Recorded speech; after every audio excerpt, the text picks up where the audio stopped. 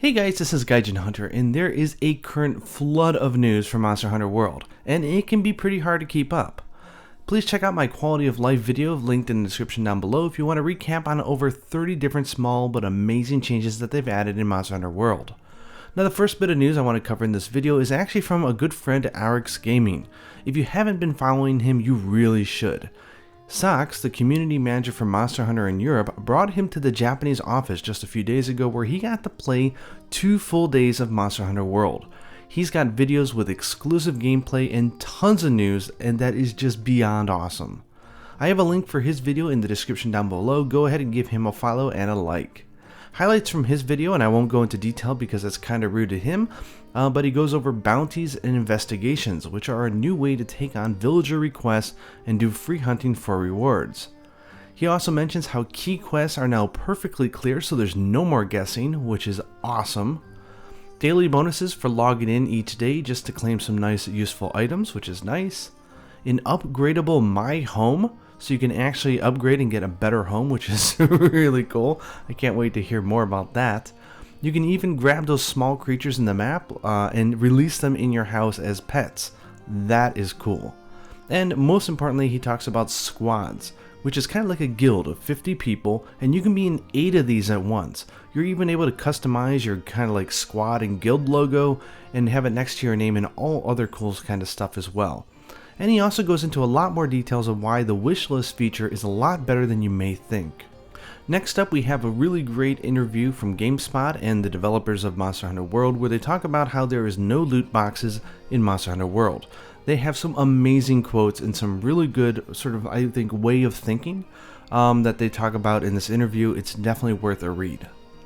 Then there was a nice hands-on report from The Telegraph. I'll put their link in the description down below on their impressions of playing the game for many hours as well. And today we got a bunch of hands-on reports from Japanese media and lots of interviews, and this is where I feel that I can help out, because there is a lot of interesting and juicy information in these. The first up that I'm covering is from 4Gamer, and this includes a lot of really interesting info. First, it turns out that while a good number of staff that worked on Monster Hunter 4 and 4G are still on the team, there's actually a higher ratio of relatively new employees. They go on to explain that this is a mix of 1, veterans with high-def experience that can lend their expertise in making a rich experience for the next-gen consoles, and 2, young developers with both a ton of ideas but also an understanding of overseas games as well. I definitely think that it shows because a lot of their quality of life changes are just amazing. One of the fun stories from their interview is they were talking about Kuluyaku, and they were saying that the bird wyvern is a total wuss without its rock, but if you give it a rock, it feels like it's almighty and will even go and smack a Diablos if it has just that rock. It's so funny. They do go into more detail in the interview when impressed about the PlayStation 4 Pro and what type of changes that it offers. And they did say here very clearly it has 3 modes. You can choose 4K, frame rate priority, or graphics priority. 4K will be the standard PlayStation 4 experience, but with the 4K resolution. For graphics priority, it'll use the PlayStation 4 extra processing power to enhance stuff like draw distance so you can see farther in the distance. And finally, for frame rate priority, they said that the game on PlayStation 4 and of course Xbox One is set to run in 30 frames per second or more because it is a variable frame rate. But there are areas where if the action gets really tough, that it will dip below 30. They said that the PlayStation 4 Pro frame rate priority mode will always ensure that you're getting a much better experience than you are on the PlayStation 4. So this makes me think that they're not going to commit to 60 frames per second, at least online like with other players. Perhaps we'll see it on single player, I don't know. But it definitely does set the expectation that it's going to be above 30 and it's going to be stable, which is going to be great. But I think for a true 60 frames per second, we might have to wait for the PC version. One really interesting thing was that they were pressed about the PC version, and they were adamant in saying, look, there's a lot of stuff we need to do for the PC version. There's a lot of optimization. We want it to run great on people who have custom rigs that can do really high graphics. And there's also server requirements and environment changes that we have to do. But all of this is being shelved in the back until they can finish the console version. They're focused on finishing that right now, and once they finish it, then obviously a lot of resources will open up, and then they can start work on the PC version. Now, if you're in game development or if you're familiar with game development, you'll know that Developing and well for the PC is a very hard job, so honestly, personally, I wouldn't expect the PC version to be out until probably like summer. So I don't know. Who knows what it's going to be, but I would put your expectations a little bit low. But I do think that it's going to be a really great experience. The one thing that 4Gamer had that I thought was the most interesting though was they started pressing them about details about the jump in and jump out multiplayer and how that works for the reward system. As you guys know who you're familiar with the series, when you join a quest there are three different types of rewards. There's the quest rewards, that is like the monster materials that you'll get for killing that monster. There are some general rewards like armor, spears, and stuff that you'll get from just doing the quest in the map. And then there's of course the carving of the monster. Well, they said that if you're not in there for the first 10 minutes of a hunt, from the start to the 10 minute is kind of the baseline for saying you can earn all full rewards. If you join after that point, you're not going to get the full quest rewards. You will still get the map rewards and I presume the carves as well, but it will warn you when you try to jump into a room that this thing has been over 10 minutes and you're not going to get the full quest rewards from the monster. Still, I think it's a wonderful idea. You want to go and you want to help someone top out. It's not a lot of effort on your part to jump in and help for the last few minutes or so. I think it's a great trade-off. They even talked about the difficulty. So when you play solo, because none of the quests are split up, there's no offline, there's no online, it's the same quest, which means yeah, you can play story with your friends. So when you play a quest solo, the difficulty will adjust to a solo player. However, the moment you add 2, 3, or 4 players, it immediately goes into multiplayer difficulty, which is the same for either 2 to 4 players. Now, one thing they did note here is that if you start out solo and then you go to multiplayer, you will get a prompt telling you the difficulty has now been adjusted. But if you do lose players and you go back down to solo play, you will not go back to solo difficulty. So once you go multiplayer, you're committed to it. I hope there is a way that you can have multiplayer difficulty but as a solo hunter, because there's people like Kanta Permi and other really amazing speedrunners. I'd love to see their hunts against the more difficult monsters. Another interesting thing is they said that for time attack competition, sort of like Monster Hunter Festa, they said they want to do events, but they're going to think about that after they finish the game, which makes me think that they don't have any type of time trial like contest built into the game. But we'll have to wait and see. They did release screenshots though of the arena. It is making a comeback and it looks so good. Just the graphics of like, you know, the chaining wall that you could separate the monsters and just everything about it just looks so awesome, doesn't it? In other cool news, we got an image of Nergigante for the Monster Hunter The World event at Universal Studios Japan. That of course will be going from January 19th through June 24th. They'll even have a booth where you can dress up and you can hold a weapon and get your picture taken as a hunter, which sounds really cool. If I have an opportunity to go down to Osaka, I will definitely check it out and share my video or photos with you guys. So finally, I want to hit Famitsu, who is the biggest media here in Japan, and of course you can imagine that they are doing lots of articles and they've got tons of news, and this is what really prompted me to want to do this video. The first thing they talked about is that there are 4 types of quests.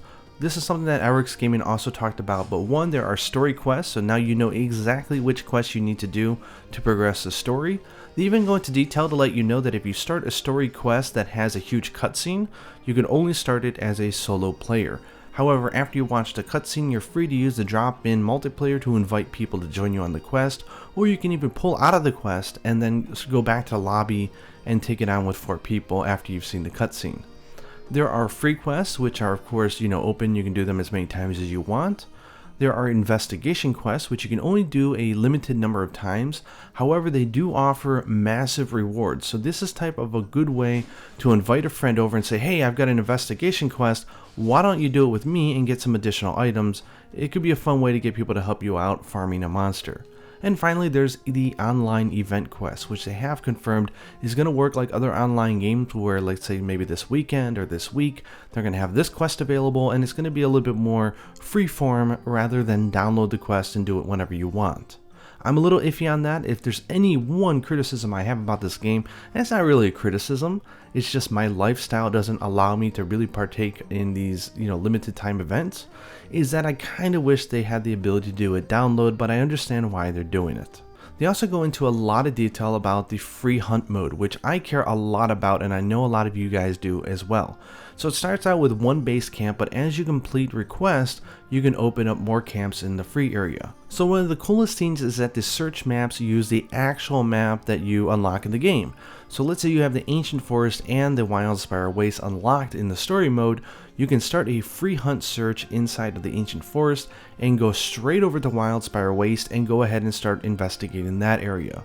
As you go through in search mode, you'll run into NPCs and other members of your team, which might give you bounties or other quests and requests that you can do, or you can head right over to camp and jump right into a quest from that map seamlessly without having to go back to the hub town. How cool is that?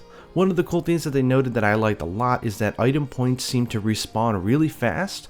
They said they did one sort of loop throughout the Ancient Forest, and by the time they were already getting back, they were noticing that all the item points had already respawned. And one of the cool things is once you pick up an item point once, it'll always be shown in your map, so you won't have to keep going online to the wiki to find out where all the items sort of farming spots were. Once you find it once, it's there forever.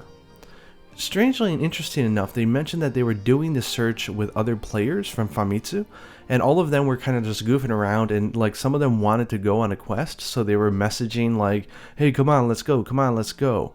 And they said that there's actually a set message for shut up, like you're being annoying. Which is great because if you know, this game is available for players of all regions. And it will of course the set text is translated for every version of the game, so you can now tell people in other cultures and languages to please leave you alone and shut up. They're being annoying. Which is great. Another thing they confirmed is you can use a keyboard for chat. I'm not one of those people, but maybe you are, so maybe that makes you happy.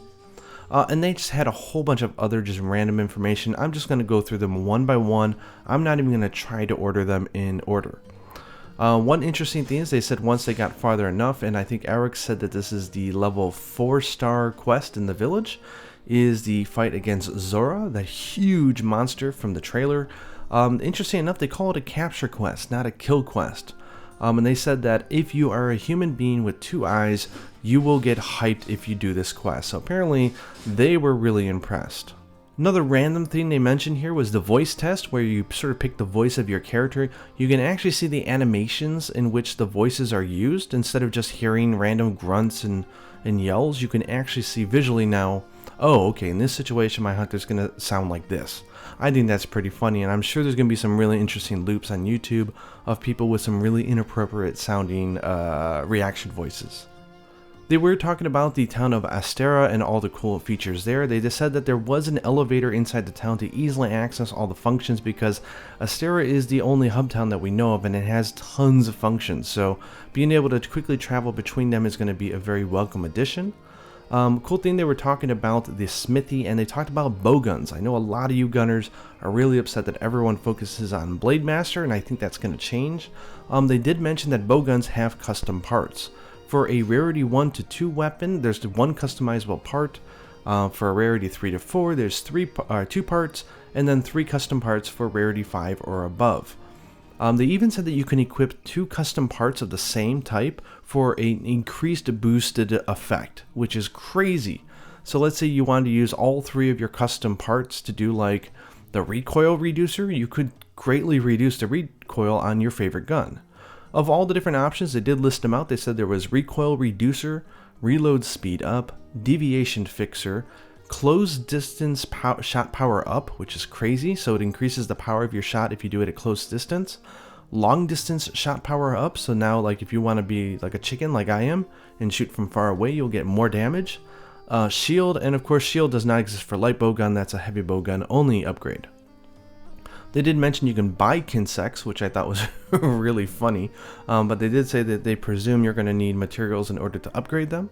They did also mention that the bounty system, there would be some limited time online only bounties, so it sounds like they're doing a lot of stuff to make this an online game.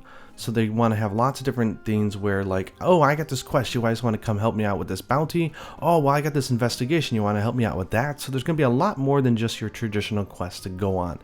They did also confirm that there is a farm now where you can duplicate items, and you can also give sort of like farming materials to help grow more. So of course this is just a fast way to make like mushrooms, honey, and stuff like that. Either way, I'm really happy to see that it's back because anything to cut down the amount of labor is good. They did mention that the armor skills use actual numbers, so you actually know the effect. So instead of saying like it greatly increases your attack, it'll actually tell you like it increases it by whatever percentage or whatever. That's awesome because a lot of times the descriptions up until now have been so vague, it's been impossible to tell what it really does. And this is going to get a lot of you guys excited. They talked about the item pouch. I mean, God bless Famitsu for having the foresight to ask these types of questions or to list all this information, but the item pouch has got a considerable upgrade. All materials that you farm for monsters because they want you free hunting and going on quests without having to worry about going back to town, there's now a whole different slot for materials that don't count to your items. So you have 24 slots for consumable items that you can put, 16 slots for gunner shots and items like that, 24 slots for materials, and then capture nets, fishing rods, meat cooking materials, level 1 shots for gunners, and even whetstones for Blade Master don't even count. They've got their own slot. You can use them as much as you want. That's it. That's awesome. The item pouch is huge. And yes, you heard me right. Blade Masters no longer need to carry whetstones. You get unlimited whetstones. Super hype. Another cool thing you might have noticed is that you don't have to do pickaxes anymore, so there's no need to do that. So it's kind of like the Prowler mode, but for hunters. There's no more failing for combining anymore. So anytime you combined an item, there was always a small percentage chance that you would fail. That was just a really negative game system, and you had to have armor skills, or you had to buy those like dumb books in order to make it so that you had a 100% success rate. Now you're always successful, so that's pretty cool. And that makes a lot of sense because now you can designate materials as auto combine. Let's say you know that you want potions and you don't care if your honey is being used for that. You can go ahead and register a potion for auto make, and anytime you gather the materials to make a potion, it will automatically combine it for you. And the final piece of information I have for you guys, which I'm sure there's more information out there, is that the scout bugs, now as we know up until now, as you gather tracks, they will track a monster, but you can actually use them for easy travel as well. You can drop a pin on the map, and the scout flies will then instead guide you to that area. I think this is great because if someone, or if you want to go somewhere and you just don't know how to get there because the map is so intricate, just place a pin and they will show you how to get there. So it's like, really, Capcom has thought of everything when it comes to making this an easier, fun game to play, and Famitsu and 4Gamer and all the Japanese media are adamant in telling people that it is easy as ever to play, but retains all the complexity and depth of Monster Hunter. So don't be afraid that this is going to make the game easier. That's not the case. Anyways, I hope you guys enjoyed this video. I'm sorry it was kind of random. There was really no way to put all this information together in one cohesive way because they're so random, but really great news. So thank you for listening to the video. Let me know down in the comments which one of these changes you're most excited about. Let us know if there's other types of changes that I didn't list here that you want to share with other people, and hit subscribe if you haven't already. Hope you guys enjoyed this video. Until next time, happy hunting.